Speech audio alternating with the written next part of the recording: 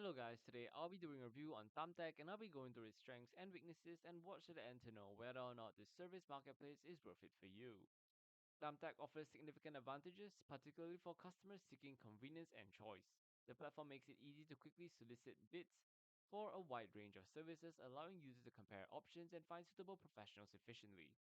For service providers, Thumbtack can be a valuable source of leads, especially for new or growing businesses looking to expand their client base without extensive traditional marketing.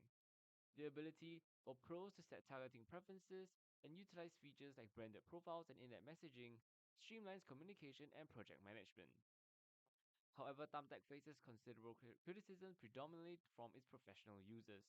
Many pros report high lead costs and often do not translate into paying jobs, leading to a negative return on investment.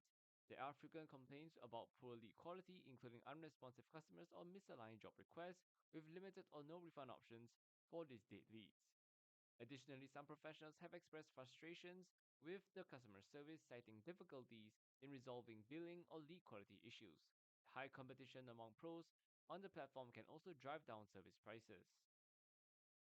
Thumbtack is best suited for customers who value convenience and a wide selection of service providers and are comfortable managing multiple quotes to find the best fit for their home projects or personal needs.